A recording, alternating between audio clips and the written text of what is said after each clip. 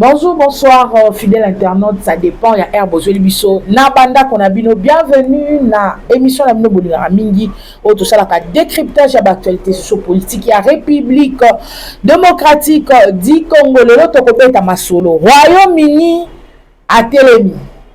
À Télémi pour préparer le départ, il y a Paul Kagame. Royaume-Uni décide à ce que Kagame a quitté le pouvoir. La vie ou la mort. Tokobeta Masolo, depuis ce matin, Bukavu en gestation. Bukavu sous contrôle, ya bavaya héros na biso, Bawazalendo. Affrontement bandaki depuis ce matin, déjà, avant ton matin na plateau oyo, Bawazalendo bandaki déjà comprendre Bukavu mobimba. Baganyaki du terrain. Neto so bino Bukavu sous contrôle ya Bawazalendo. Tokobeta lisusu masolo bandeko balandi. Ya maye otali Goma. Depuis moi mikolo, tozobeta lisolo a Goma te. Kasi toye poto esvile bino. Qu'est-ce qui se passe précisément na Goma? Tokobeta lisusu masolo bandeko balandi. Entrée à Baougandais na Mahagi, tozana Ituri. To sinalaki bino depuis ce samedi que to monaki lolenge kani. Bandeko ya Uganda, o basa ba traître ya République, ba kotelaki par Mahagi, pour renforcer ba M23 na ba Red Tabaro et tout consort. Est-ce que ba réussir na kokota, ba gagner du terrain ou pas to kosolango? Tout au long de l'émission, Nabiso. Arrivé à 5 hélicoptères russes, na 5000 soldats, la Russie a renforcé l'armée congolaise. A renforcé Bisso, na ba engin, a renforcé Bisso, na ba personnel, batie base na bango stratégique, wapi. Baza déjà na nzela. Tout à l'heure, on a repensé que si kani batie base stratégique. Tokobeta lisusu masolo bandeko balandi. Ndenge FRDC na biso bauti ko récupérer plusieurs localités. Et ça sous contrôle ya Bawazalendo. Tokozwa ta ko expliquer bino pe ko citer quelles sont les localités récupérées par nos vaillants héros Bawazalendo. Tokobeta lisusu masolo bandeko balandi.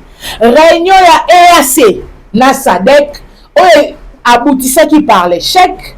Quelles sont les raisons et sali ke babomana babebana entre bandeko ya EAC na ya SADC batoyebi bazali sanga moko bango nyonso bazalaka derrière le régime sanguinaire ya Kagame, mais babomani baweli mingi kaka na likambo ya République démocratique du Congo tokosolango tout à l'heure.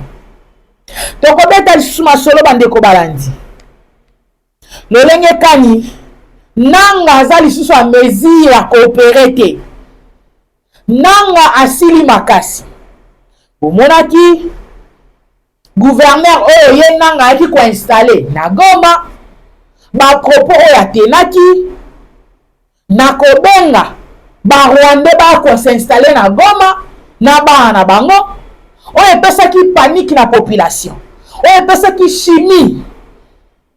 Na bagoma transien pour que ba telema ba bloquer nzela na Corneille nanga. Tokobeta masolo ndenge nini Corneille nanga azali bloqué. Moyen ça sous opération ezalité. On a déjà ezali victoire, il y a gouvernement na biso et grâce au président de la République Félix Antoine Tshisekedi Tshilombo. Tokobeta lisusu masolo ya camion rwandaise, ma camion ya ba rwandais qui bombardé par nos FARDC précisément na Kamitunga, voilà, na Kamitunga dans une embuscade FARDC na biso et kangaki ba M23 bandeko ya en renfort pour na koboma la population congolaise bango nyonso bazongisi milimo pa tata Nzambe. Kasi tokozanga te kokotisa quelques lignes to quelques sujets d'actualité pour enrichir documentation Nabiso yango na sengaka bo s'abonner massivement na Kisalu RDC télévision pour na kozanga mon côté ya ba émission na biso oyo to salaka pour na ko communiquer bino basangwa mboka. Bo s'abonner, bo liker, bo partager, bo sanate plus 243 85 15 42 260 les numéros au quotidien de critique suggestion kaskofingate s'il vous plaît na yango bande ko balandi to pour na ko communiquer ma Italie République démocratique du Congo tozali ko sala lutte tozali ko bundela mboka une façon pour nous ya ko apporter un plus na lutte au tata mokonzi Félix Antoine Tshisekedi Tshilombo azali ko sala biso musala biso ko communiquer ko informer sur la situation politique et sécuritaire de la République démocratique du Congo yango toye lisusu. Tikana ebisabino depuis ce matin, Bukavu en ébullition. Bukavu sous contrôle ya bawazalendo. Depuis 6 heures, otomonaki va rona biso moko a telemaki. Andimi ko ça la preuve ya courage. Tout d'abord lobby dimanche tomonaki Bertrand. Donc il y a Bertrand ici moi pour la population que nous sommes ensemble pour la population biso ne ba libérateur à s'hazarder ko kende ko samba à l'église à Philadelphie. Nakuna tomonaki papa pasteur na kombo ya Eugène Bushiri alobi en tout cas lelo nde nazokufa. Soki na kangi munoko ezalo kwa na trahir nation. Koya ya Bertrand na église mate ebandi papa monsieur Bertrand régime na bino sanguinaire banda tokota tokola tokoma na agona tomona passe ya boete grâce na bino ba libérateur à lokuta tindika babor atindiki babor atindiki lisusu soni esali déjà bato bande kotambola Bertrand o ba rwandais ba sanguinaire o ba bomaka batalaka te balingai bafunga déjà basasi likolo ya papa pasteur na kati église elongo na bandimi nyonso atalisie ba vérité en tout cas coup de chapeau na pasteur oyo pena pesie ba vérité na elongi alobi nga tata mukolo boy banana kola na mona pasi ya boyete bino nde bomeme biso pasi ba libérateur me boko pakisa biso na ebite za etumbu ya nzambe to ezali diable nda kiti to okaki ta de la fin de yango azangi malo église esila takangi bisaka ake nde wazalena na biso bino non soki ba pasteur ba koti na kopango biso to signaki liwa pona ekolo akoti na plein centre ville abengi ba compatriotes musalobi awa la patrie ou la mort masasi ebandi eke ezogi à partir la route nationale numéro 2 oyo nazoyebisa bino masasi ebandaki école ezalaki te mokolo alelo la ville paralysée onga commerçant onga nini rien nzela eza te bawazalendo bazalaki wana babundi mpe balongi nayebisa bino corneille nanga tula mwisi ya zaza d'ici moi repli stratégique nde nazoyebisa bino en ce moment déjà Bukavu sous contrôle ya mapinga ya ekolo oyo topesi bango babizu bawajasu tosepeli na bango en complicité na likita ya bamercenaire oyo basepelaki koaccompagne biso kasi esuki na Bukavu te bazali kokende déjà nayebisaki bino kotangela bino quels sont bisika oyo mapinga na biso ekolo déjà basi balongi boko excusez il fait vachement chaud toyebi te oyo ezali canicule eza nini makambo ya nzambe na bana na ye kopangisa motoki oyo ebeta bino libaku te déjà reprise ya Walungu oyo bacompatriote na biso basi barécupéré Walungu tokobeta lisusu lisolo ya localité ya balokomboli mboka na biso eza na bamboka moko esengelaki kaka makambo boye ezala po toyeba toza riche bakombo na bakombo esengeli batekelaka meme bana classe liste ya bavillage bakoli tout nyonso ya est nord sud Kivu parce que tozo apprendre esiba toza précisément na Fizi et Wenga déjà récupéré par notre armée. Tomonaki ba M23 ba contourna ki banzela na bango ba ya kokotela lisu na Minembwe parce que Minembwe ezalaki sous contrôle ba M23. Kasi mapinga na biso esalaki remontada ebotolaki Minembwe. Kasi bango na nzela ba théâtre na bango na la MONUSCO balukaki ba contourner na bamboka on atangeli bino pour que ba kozonga lisu na Minembwe. Kasi mapinga na biso ekolo esi récupéré wana théâtre wana ya bato bapesaki ko oh biso red tabara soki nini nde balingai basala yango kasi bango nyonso bazongisi déjà milimo na lifelo KLP oyo esalaki débat l'autre fois ezali récupéré par l'armée congolaise. En tout cas coup de chapeau na temps muke ba résultat ezali palpable.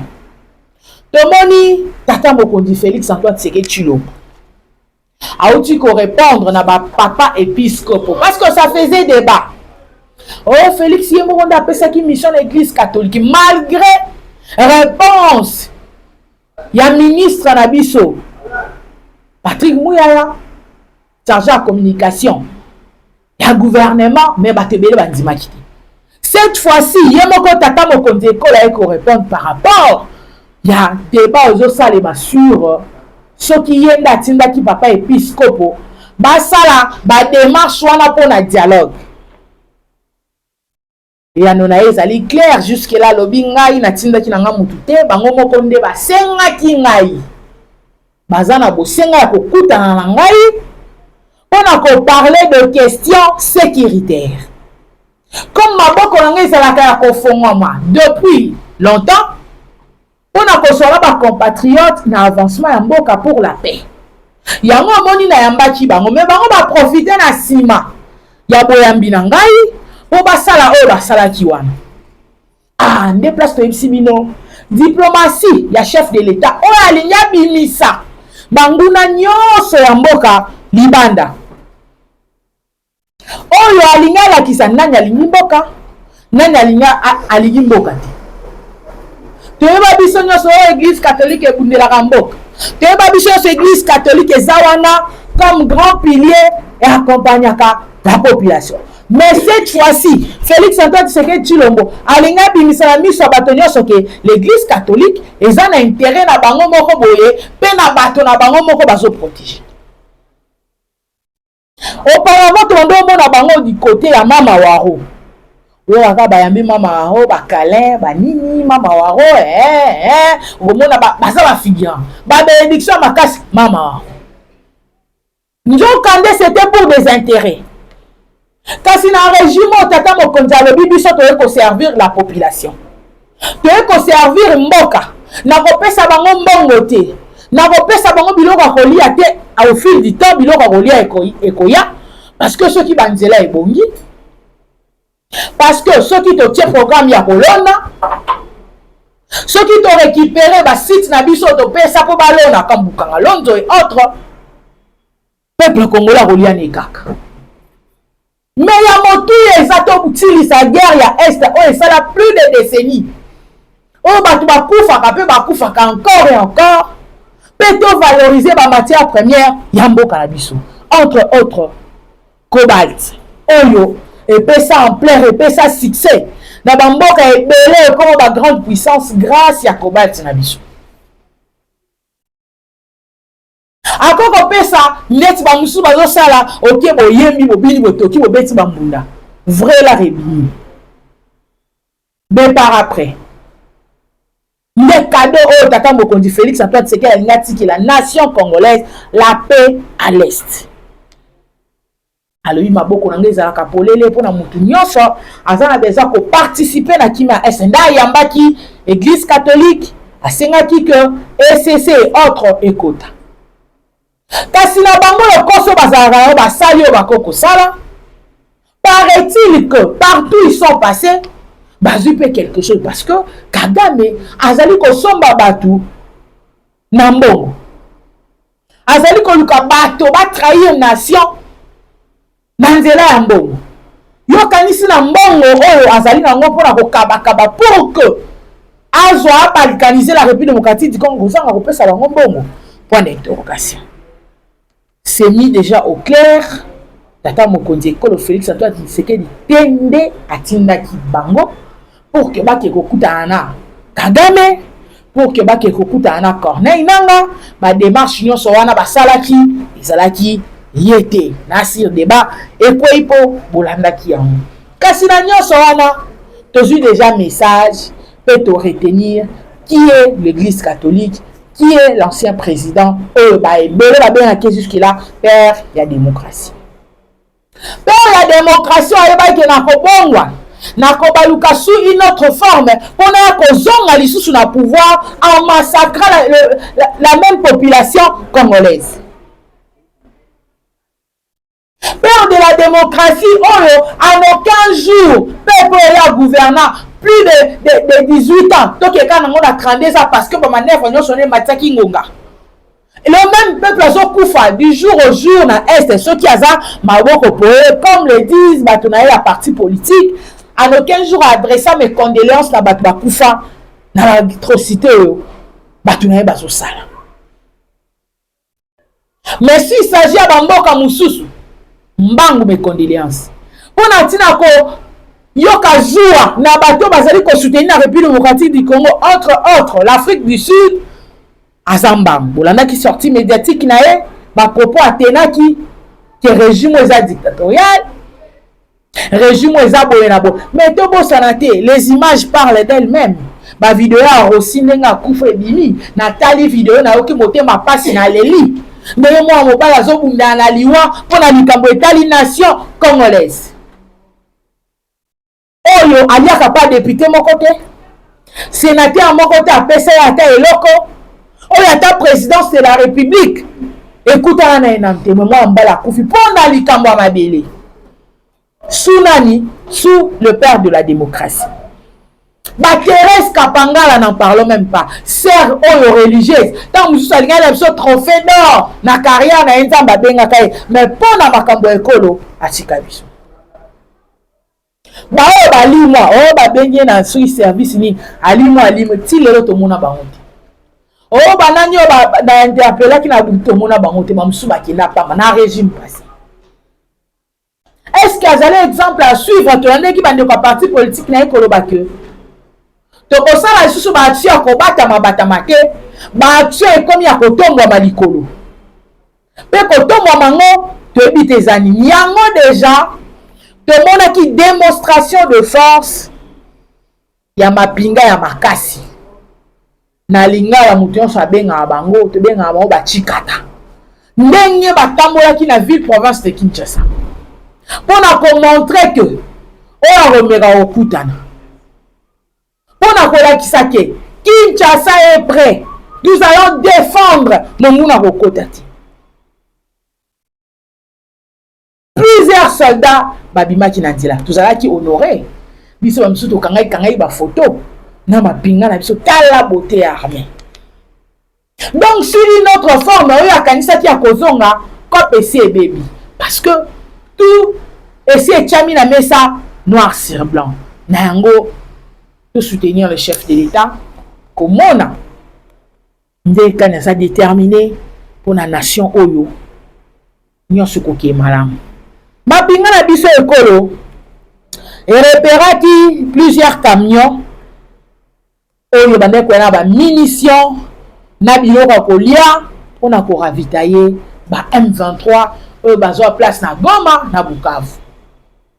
Comme bawazande na biso basi ba lapindai baza déterminé bazwi bango na embuscade na Kamitunga kuna nde ba bombarder bango na zoyebisa bino opesi mbwa boye plusieurs camions batumbi bango na biloko eza te ke biloko biso tolia na biloko na batu en affaire coup de chapeau na mapinga ya ekolo tomoni chef ya bamobondo biso bandundu tokangi tozaka na monoko ya Kinshasa tongo etani tokoti Kinshasa biso tout ce temps ezalaki na complicité ya ba chef coutumier na ba Rwandais oyo bande ko ravitailler bango mbongo chaque jour po basala désordre baboma bapesi bachef coutumier mbongo po basala mobulu précisément na Kwamutu. Kasi armée na biso etelemi tozosentir que dans presque toutes les lignes de front avancé ezali bautaki kokanga.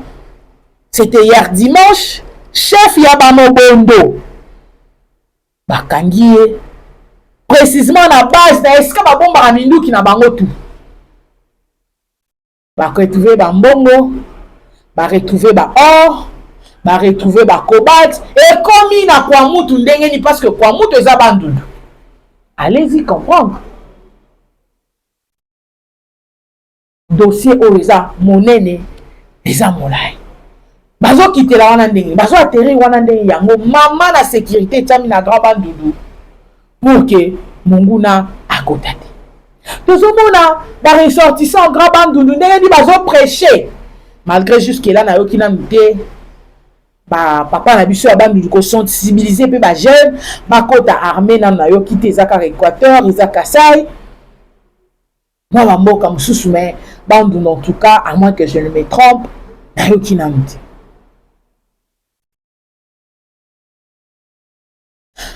Kuna bato bazalaki na vision ya haine baluba wana bayibi bokonzi vérité des urnes or tata mokonzi sa prêchaki totika ba différence ba tendance politique na biso tosangana mpona kimia na mbo bango te na ndenge monguna azwi place ya kokotela nde basema trouble ya Kwamutu oyo bateke na bayaka et voilà la vérité zobima. C'était de Rwandais ne bazalaki installé ko pesa ba jeune ya Kwamutu mbongo pour semer la terreur ko boma ko kata ko sala ba atrocité lelo chef ya ba mobondo ya bakangi etozozela apesa biso ba vérité nani atinda kaye ba yaki ndenge nini bakotaki ndenge nini bangome bakufa me bango bazakaka ezali dossier ya mulai oyo tokozwa en tout cas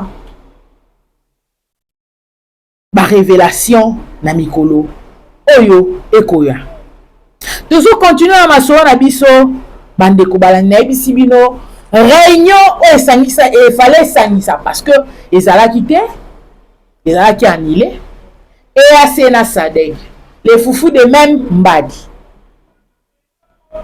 fallait basangana basolo ba théâtre la basolo laka bakokosa oyo tozoluka makambo ya sécurité grand lac oyo biso tozoluka boye tozosala boye nzoka nde ezalaka nango mpona korenforcer bastratégie ya kokota na Congo kopie kasi cette fois-ci ezalaki te mpona nini mpona komona natalisa bino diplomatie ya chef de l'état Félix Antoine Tshisekedi Tshilombo akomi ntina niveau ya kopanza baalie oyo bamesana kosangana komédite makambo mabe pour la nation congolaise baza susu à mesure ya kosangana te il fallait basangana baparler pour na pays à grand lac oyo bagiraka etc kasi mbala basangani te tomoni Kagame abimisi rubrique oh non nga bapesa nga invitation te mbalobi nake te parce que invitation bapesa ngai te moyen nakita kuna eza te bona boye bamembre oyo fallait bazala basiéger balobi ya désordre nyonso za Ruto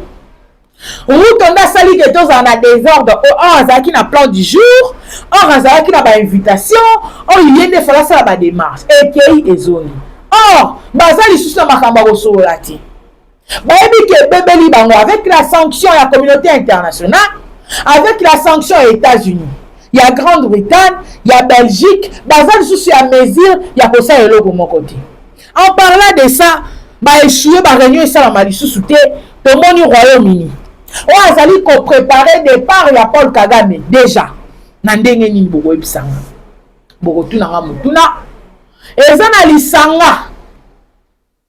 lisanga ya baprésident décideur oyo tobenga bango en général la communauté internationale oyo bazalaka na lombango kokitela biso baembargo kokitela biso balettre kotina baambassadeur tout consort basanganaki baye na ligne ordre du jour nde babengaka ezalaki likambo ya République démocratique du Congo. États-Unis évoqué point wana elobi que il faut tout ça là tout pour arrêter l'hémorragie aux zones en Afrique précisément na Congo Na kati ya masolo wana Macron azalaki, Macron akati téléphone. Macron alobi na ko participer sur na réunion conférence au lisusuté. Et si to sola makambo oyo pona koloba ke ba pays africain bazana ba dossier na bango. To kota yango te sengeli biso to tala maele etali ba pays to colonizaka. Et sengeli to tala makambo etali ndenge nini to komisa lisanga na biso lisusu makasi. Bango ba likambo ya Congo abimi na kati.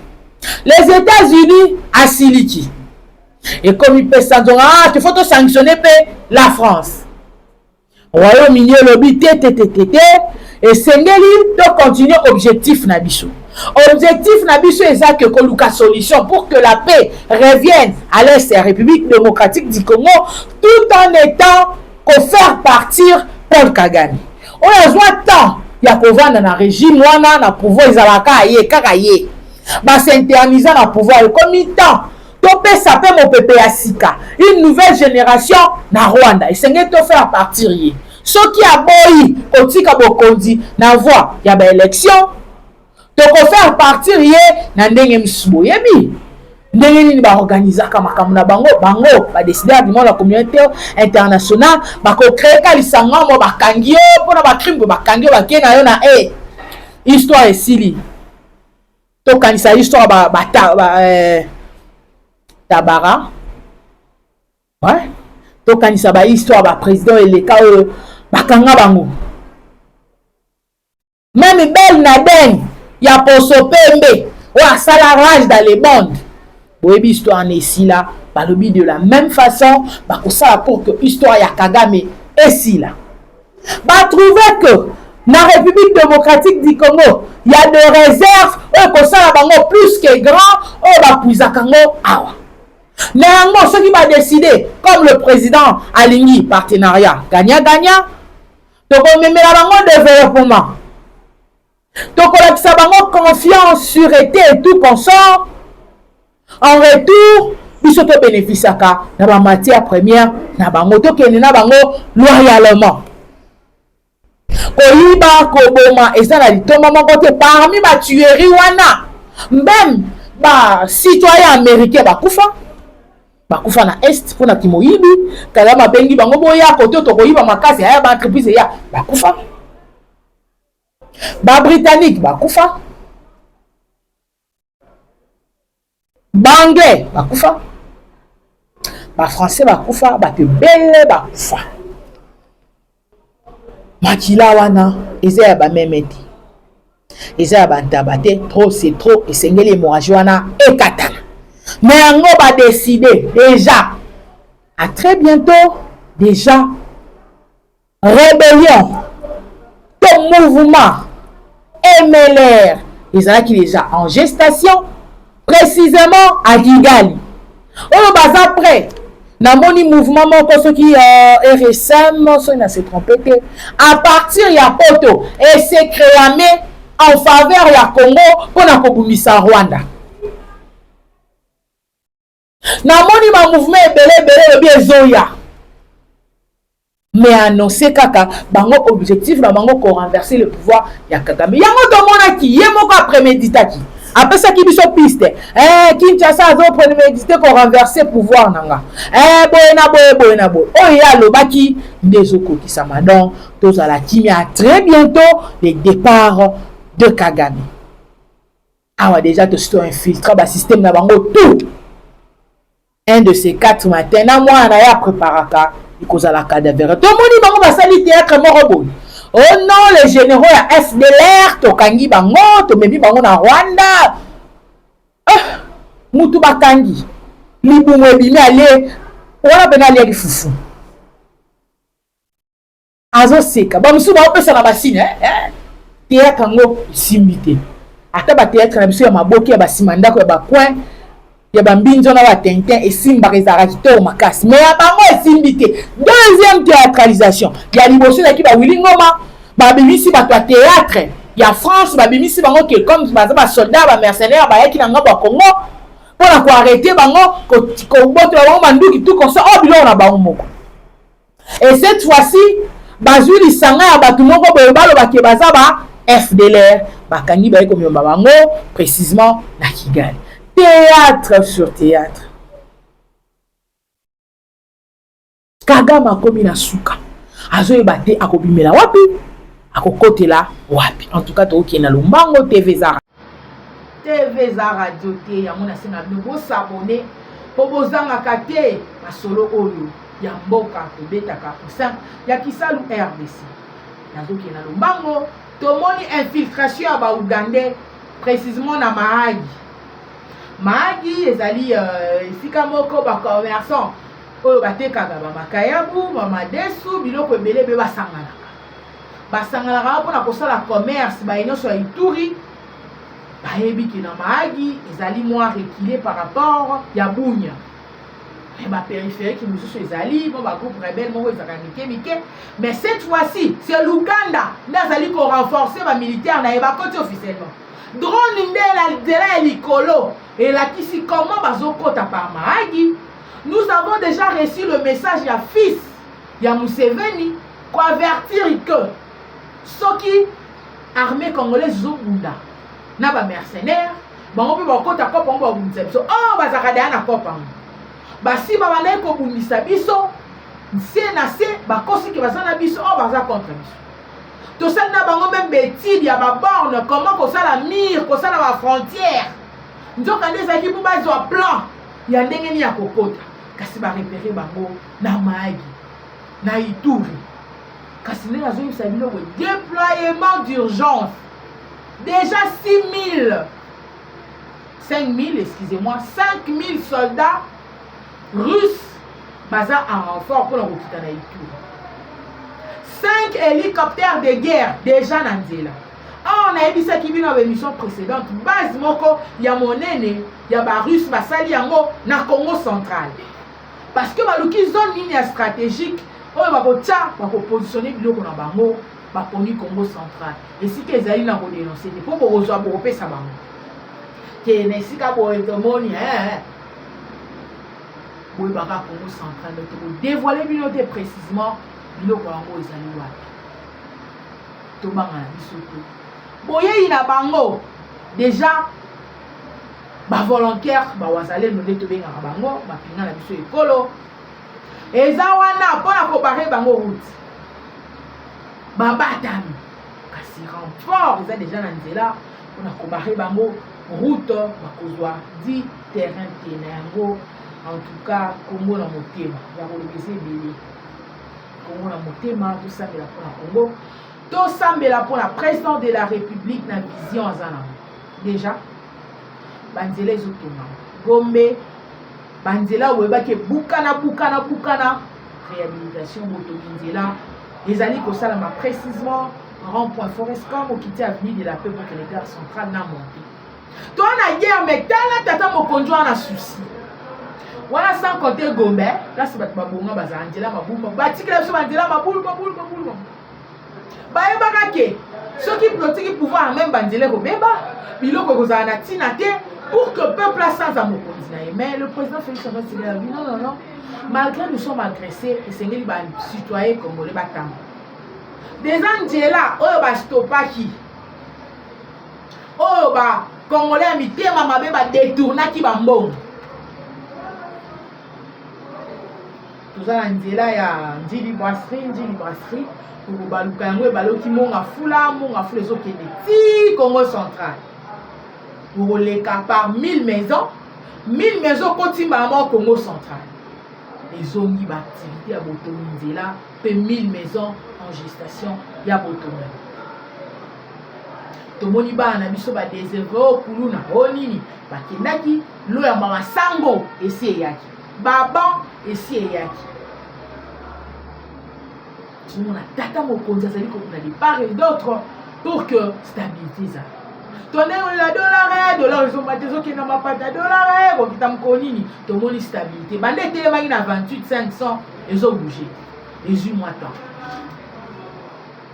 mais tata mokonzi vision na ye ezaki ekita etelema wana te ifo ekita pena ntina ba 9200 bazotravaille yango moni adhesion na biso officieusement na BRICS mpona kokweyisa dollar mpona dédollarisation très bientôt ekokokisama tomoni bana biso baotanga ofele mais les catholiques oyo ya motema mabe ezosombisa baparent balivre omona mwana ya 4e nayebi te nga nabenga nga na appellation ya kala 4e primaire baosombisa ye 8 livres moko $15 moko $25 moko donc bazokompense pour que parent komona ba $80 ekende kaka lokola futi mbongo na école mitema mabe.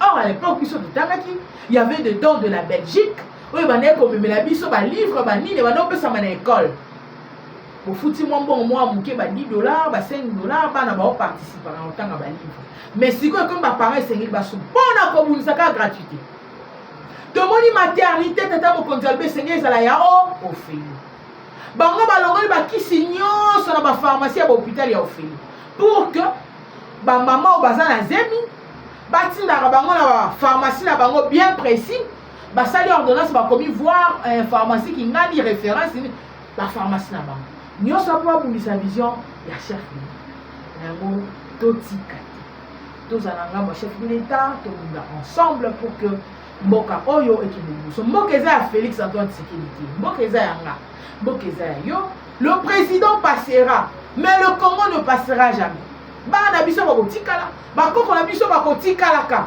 donc esengeli to préparer futur avenir ya bana bakoko na biso toute une génération précédente bakoya bakuta bapapa bamama tobundeli ekolo plus de 143 85 102 260 otindi critique suggestion kofinga te s'il vous plaît en tout cas technique esimbamaki na mwana mboka Jérémy Mukande assuraki bilili ya mokolo alelo. En tout cas je vous dis un grand merci, abonnez-vous massivement, on se retrouve au prochain numéro.